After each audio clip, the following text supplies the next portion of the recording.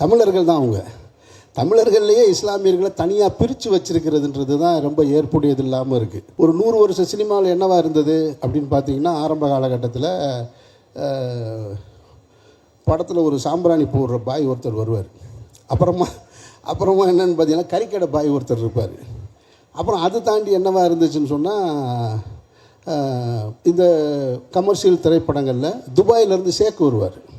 அவர் shake அவருக்கு அந்த அரபிக்கு தமிழ் அவருக்கு எல்லாமே அரபியை தவிர எந்த மொழியுமே தெரியாது. ஒரு அரபிக்கு ஆங்கிலமே பக்கத்தில் வராது. அது நீங்கள் அரபியை போய் கேட்டிங்கன்னா தான் தெரியும். அவர் அங்கேருந்து இங்கே தமிழ்நாட்டில் என்ன பண்ணுவார்னா, நிம்மில் பொண்ணு தர்றான், நம்ம தங்கம் தர்றான் அப்படிம்பார். இந்த கொடுமையெல்லாம் பார்த்து வளர்ந்துருக்கோம் நம்ம. எனக்கு தெரியும், இந்த அரபிக்கு எதுவுமே தெரியாது. பொண்ணுக்காக வர்றாரு. அரபி போனால் பொண்ணுக்காக தங்கத்தை எடுத்துகிட்டு இங்கே பொண்ணை வாங்கிட்டு போகிறார். இவ்வளவு தான்.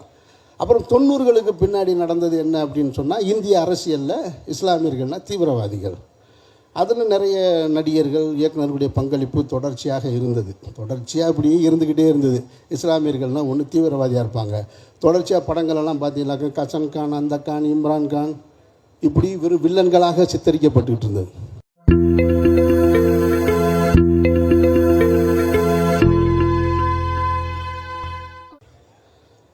மிஸ்கின் என்னை பார்க்கலாம், அவன் ரொம்ப நேரம் பேச மாட்டேன். ஆனால் எனக்கு ஒரு புது வகையான உணர்வை கொடுக்குது. காரணம் என்னென்னா, ஒரு சமூகத்தில் திரைப்படம் என்பது, நான் நிறைய நேர்காணல்களில் சொன்னது, இந்த விழாவில் அதை சொல்கிறேன். ஒரு சமூகம் திரைப்படம் என்பதை ஒதுக்கி வைத்திருந்த ஒரு சமூகம். இஸ்லாமிய சமூகம் என்பது திரைப்படத்தை ரொம்ப தூரமாக, வாழ்வியலேருந்து தூரமாக வச்சுருந்தாங்க. அப்படிப்பட்ட ஒரு சமூகத்தை சேர்ந்த ஒரு திரைப்படத்தை இங்கே படமாகி கொண்டு நிறுத்தியிருக்கிறத தாண்டி, அந்த விழாவில் அந்த சமூகத்தை சேர்ந்தவர்கள் நிறைய இங்கே உட்கார்ந்துருக்கிறதுன்றிருக்குல்ல, அதை தான் முன்னாடி பேசின நண்பர் சொன்னார். இந்த இடத்துக்கு வர்றதுக்கு நம்ம லீனா சொல்லும்போது 100 வருஷம் ஆகிருக்கு இந்த இடத்துக்கு வர்றதுக்கு அப்படின்னாங்க. அது ரொம்ப முக்கியமானதாக பார்க்குறேன் நான். ஹபீபி என்கின்ற வார்த்தைக்கான அர்த்தம் காதல், அன்பு, நேசம் அப்படின்றதெல்லாம் இருக்குது. இப்படி ஒரு திரைப்படத்தை எடுக்கணும் அப்படின்னு சொன்னால், அந்த வாழ்க்கையை வாழ்ந்தவனால தான் எடுக்க முடியும். அந்த வாழ்க்கையை கண்ணால் பார்த்தவங்கனால தான் எடுக்க முடியும். வேறு யாருனாலையும் எடுக்க முடியாது. அப்படி ஒரு திரைப்படத்தை எடுத்திருக்காரு. இதற்கு முன்னால் தமிழ் சினிமாவில் ஒரு இஸ்லாமிய பின்னணி கொண்ட ஒரு கதையை எடுத்திருந்ததில் மிக முக்கிய பங்கு வச்சது, இங்கே நிறையா பேர் அதை சொல்லாமல் விட்டுட்டாங்களேன்றது எனக்கு வருத்தம். ஆனால் நானும் சொல்லாமல் போகக்கூடாது. என்னுடைய அன்பு சகோதரன் சேரன் தான் அது ரொம்ப முக்கியமான காரணம். அவருடைய திரைப்படம் பொக்கிஷம் ரொம்ப முக்கியமான ஒரு திரைப்படம். அந்த நாகூர்ன்ற ஊருக்குள்ளே அந்த வாழ்வியல் எப்படி இருக்கும்ன்றதை அசலாக மிகச்சிறப்பாக பண்ணியிருந்தார். ஒரு முழுமையான திரைப்படமாக வர முடியலை. திருமணம் எனும் நிக்கா அனீஸ் பண்ணியிருந்தார் ஒரு படம். அது கொஞ்சம் வேறு, அது வாழ்வியலுக்குள்ளே போகலை. முழுமையான அந்த சமூகத்தை சார்ந்தவர்கள கதையும் இல்லை. முதல் முறையாக ஒட்டுமொத்த தமிழ் சினிமாவுக்கும் அடையாளமாக இதுதான், இங்கேருந்து நீங்கள் இனிமேல் தொடங்கிக்கங்க அப்படின்னு சொல்லி மீரா கதிரவன் இந்த திரைப்படத்தை எடுத்திருக்கிறாரு. மீரா கதிரவனுக்கு என்னுடைய நெஞ்சார்ந்த வாழ்த்துக்களும் பாராட்டுகளும். இதை ஏன் நான் இந்த இடத்துல அழுத்தமாக நான் பதிவு பண்ண வேண்டியது இருக்குது அப்படின்னு சொன்னால், இதில் 2 விஷயம் இருக்குது. இங்கே பேசிய அனைத்து பேருமே ஒரு இஸ்லாமிய பின்னணி கொண்ட படம், இஸ்லாமிய வாழ்வியல்னு சொல்லிக்கிட்டு இருக்கிறதுல எனக்கு உடன்பாடு கிடையாது. அதுதான் இப்போ ரஞ்சித் சார் என் பக்கத்தில் உட்காந்து சொல்லிகிட்டு இருந்தார். தமிழ் சமூகத்தில் சொல்ல மறந்த ஒரு சமூகத்தோட கதை இது. தமிழர்கள் தான் அவங்க. தமிழர்கள்லேயே இஸ்லாமியர்களை தனியாக பிரித்து வச்சிருக்கிறதுன்றது தான் ரொம்ப ஏற்புடையது இல்லாமல் இருக்குது. இப்போ என்னை போன்றவர்களுக்கு இந்து சகோதரர்களோட நிறைய பரிச்சயம். நான் பார்க்காத திருவிழாக்கள் கிடையாது, போகாத விழா கிடையாது. எந்த விழா கேட்டிங்கனாலும் எல்லாம் தெரியும். மீனாட்சி அம்மன் கோயிலில் எத்தனை பூஜை நடக்குதுன்னு கேட்டிங்கன்னா எனக்கு தெரியும். ஆனால் அவ்வளவு நெருக்கமாக நான் பழகியிருக்கேன். ஆனால் ஒரு இந்து சகோதரன் இஸ்லாமிய வீட்டில் பழகி இருந்தாலும் அது ஒரு வெளிப்படையாக ரொம்ப மேம்போக்காக நின்றுருக்கிறது மாதிரியான ஒரு தோணும். அவங்களுக்குள்ளே என்ன வாழ்வியல் இருக்குன்னு. ஏன்னா இந்த சமூகம் கட்டமைச்சிருக்கக்கூடிய இஸ்லாமியர்கள் என்னென்னா, ஒரு 100 வருஷ சினிமாவில் என்னவா இருந்தது அப்படின்னு பார்த்தீங்கன்னா, ஆரம்ப காலகட்டத்தில்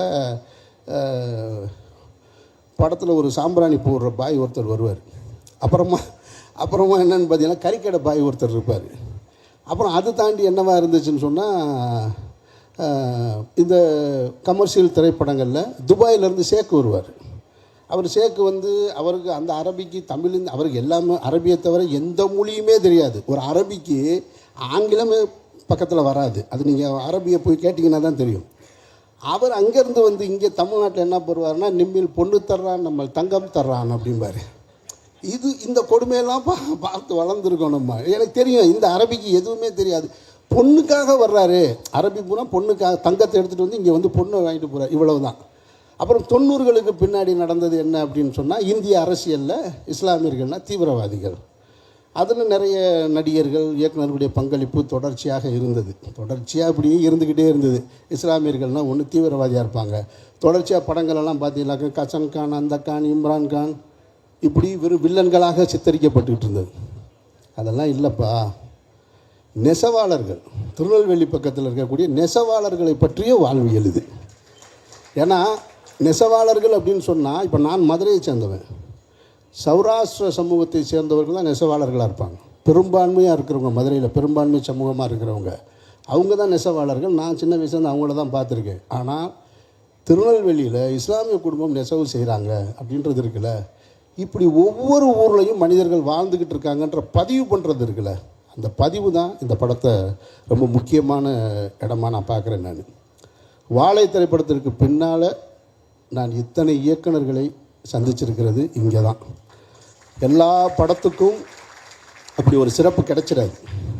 அப்போ படம் ஏதோ ஒன்று பேசுது, படம் ஏதோ ஒன்று அவங்களுக்கு சொல்லியிருக்கு. அந்த இயக்குநர்களுக்கு சொன்னதுனால தான் அத்தனை பேரும் திரும்ப இங்கே வந்து நின்றுருக்காங்க. அது மீரா கதிரவனுடைய உழைப்புக்கு கிடைத்த வெற்றியாக நான் பார்க்குறேன். நான் எனக்கு இப்போ மீரா கதிரவனாக இருக்கட்டும், VZ துரையாக இருக்கட்டும், இவங்க மேலெல்லாம் தனிப்பட்ட முறையில் எனக்கு வேறு ஒரு வருத்தம் இருக்குது. அதுக்கு காரணம் என்னென்னா, இப்போ இவ்வளோ சிக்கல்களை நான் சொன்னேன் இல்லையா, இந்த சிக்கல்களுக்கு காரணம் என்னென்னா, இந்த திரைப்படத்துறையில் வந்து வரும்போது எனக்கு சொல்லப்பட்டது, எனக்கு நடந்ததை தான் நான் சொல்ல முடியும். அவங்களுக்கு என்ன நடந்துச்சுன்னு தெரியாது. நீங்கள் ஏன் இந்த பேர் வச்சுக்கிட்டு வர்றீங்க, அமீர்ன்ற பேரோடு வர்றீங்க அப்படின்றதான் முதல் அறிவுரையே அதுதான். இந்த கேள்வி எனக்கு புதுசாக இருந்தது. நான் பிறந்து வளர்ந்து பள்ளிக்கூடத்துக்கு போகும்போது உன் பேர் ஏன்டா அமீர்னு என்னை கேட்கலை. அங்கே ஒரு சர்டிஃபிகேட் கொடுத்தாங்க, நீ என்ன ஜாதி என்ன மதம் பின்னாடி ஃபில் பண்ணுன்னு சொன்னாங்களே தவிர வேறு எதுவும் கேட்கல. பேர் மாற்றிக்கேன்னு கேட்கல. வேறு ஒரு இடத்துல வேலைக்கு போனேன், அப்பவும் கேட்கல. ஆனால் திரைத்துறைக்கு வரும் பொழுது நீங்கள் பேர் மாற்றிக்கிங்களேன் அப்படின்னு சொன்னது எனக்கு அதிர்ச்சியும் இருந்தது. அப்போ நான் ஏன் கேட்கும் பொழுது, இல்லை அந்த பேர் வந்து அவ்வளவுக்கு வந்து அங்கீகாரம் கிடைக்காது, உங்களுக்கு கட்டம் கட்டுவாங்க. அவர் ரொம்ப மூத்த பத்திரிகையாளர் ஒருத்தர், நான் பல நேர்காணலில் சொல்லியிருக்கேன், அவர் இறந்துட்டார். அப்போ நான் சொன்னேன், இது என்னுடைய தாய் தகப்பை வச்ச பேர், இந்த பேரை மாற்றிட்டு இப்படி ஒரு அடையாளம் எனக்கு தேவையில்லை அப்படின்னு சொன்னேன் நான். ஆனால் இங்கே நிறைய இந்த இஸ்லாமிய பின்னணியிலேருந்து வந்தவங்க, இந்த தமிழ் சமூகத்தை சேர்ந்தவங்க பேரை தமிழ் பெயராக மாற்றிக்கொள்கின்ற வழக்கம் இருந்தது. அதில் மீரா கதிரவன் ஒன்று, இந்த உட்காந்துருக்காங்க VZ துரை ஒன்று. நான் கேட்பேன், உனக்கு அழகான பேர் இருக்குது மொய்தீன்னு, நீ ஏன் மாற்றின நீ அப்படின்னு சொல்லி. அப்போது அந்த இடத்த உடைக்கிறது இருக்கு இல்லையா, அதை உடைக்கிறதுக்கான ஸ்பேஸ் இருக்குல்ல, அது இந்த ஹபீபி திரைப்படம் கொடுத்துருக்கிறதா நான் பார்க்குறேன். இனிமேல் தனித்து பேச வேண்டிய அவசியம் இல்லை. என்னை பொறுத்த மட்டும் இது ஒரு இஸ்லாமியர்கள் வாழ்வியல் கதைன்னு சொல்கிறத விட தமிழர்களுடைய சொல்லப்படாத கதைன்னு ஒரு பக்கம்னு வேணால் நான் ஆசைப்பட்றேன். நான் ஹபீபி அப்படி தான் பார்க்குறேன். நடிச்சிருக்கிற அத்தனை பேரும் மிகச்சிறப்பாக பங்களிப்பு செஞ்சுருக்காங்க. இதில் நான் இந்த திரைப்படத்தை பற்றி சொல்கிறேன்னா, நான் அந்த வாழ்வியலுக்குள்ளே இருக்கிறவே. நான் சொல்கிறத விட சேரன் சொன்னது தான் சரி, பாண்டியராஜ் சொல்கிறது தான் சரி, சுசீந்திரன் சொல்கிறது தான் சரி, அதுதான் மிகச்சிறந்த. உண்மையிலே ஆத்மார்த்தமாக சேரன் என்னை பேசினார். அவர் நான் சொல்லும்போது நான் கீழே உட்காந்து அவரை கேள்வி பண்ணிக்கிட்டேன், நான் படத்தை லவ் பண்ணேன் அப்படின்னு சொன்னார். அப்புறம் படத்தை பார்த்தா ஹீரோயினை லவ் பண்ணேன்னு வேறு சொன்னார். எனக்கு நான் சொன்னேன், எதையாவது அதோட நிப்பாட்டுன்றார் அவர். உண்மையிலே அந்த படம் அவர்களுக்கு போய் சேர்ந்துருக்கு. அந்த கிளைமேக்ஸ் காட்சி பற்றி நான் சொல்கிறேன். நான் ஒரு கவித்துவமான கிளைமேக்ஸ் காட்சி, அதில் மறுக்க முடியாது. அதனால் பாராட்டுக்கள். அப்புறம் கஸ்தூரி ராஜா சார் அந்த வாழ்க்கையை மிக அழகாக வாழ்ந்திருக்காங்க. இந்த படம் ஒரு ஏரியல் வியூவில் சொல்லியிருக்கு. எல்லோருடைய கதாபாத்திரங்களையும் மிக அழகாக சொல்லியிருக்கிற ஒரு படம். இந்த படம் எவ்வளோ பெரிய வெற்றி அடையும் அப்படின்றதையெல்லாம் தாண்டி இந்த படம் தமிழ் சினிமாவில் ஒரு அடையாளப்படமாக வந்து நிற்கும் என்பதில் எனக்கு மிகுந்த ஆழமான நம்பிக்கை இருக்குது. படத்தின் நாயகன் வந்து ஈசா அவன் எனக்கு உறவு, எனக்கு சொந்தக்காரன் போய். அதனால் ரொம்ப நெருக்கமாக இருக்குது. சாம் சிஎஸ் சொல்ல வேணாம். அப்புறம் சக்கரியாவுடைய திரைப்படங்களை பார்த்து பிரமித்தவன் நான். சக்கரியா அவங்க சந்திக்கக்கூடிய வாய்ப்பு கிடைச்சது. சக்கரியாட்ட இப்போ நான் பேசினேன், நம்ம உடனே சந்திப்போம் அடுத்துன்னு. இப்படி நிறைய நட்பு வட்டங்களை கொண்டு வந்து சேர்த்து உண்மையான அன்போடு இந்த யார் சொன்னால் துரை தான் சொன்னான்னு நினைக்கிறேன். இது மீரா கதிரவனுக்காக வந்ததில்லை, இந்த படத்துக்காக வந்ததுன்னு நினைக்கிறேன் நான். அப்போ ஹபீபி திரைப்படம் உங்களையும் அப்படி தான் வந்து சேரணும். வாழ்த்துக்கள் மீரா கதிரவன். எங்கே இருக்கான்னு ஆளுங்கண்ணா, வாழ்த்துக்கள். இந்த திரைப்படம் ஒரு மாபெரும் தாக்கத்தை ஏற்படுத்தணும் என்ற என்னுடைய பிரார்த்தனையோடு நிறைவு செய்கிறேன். நன்றி.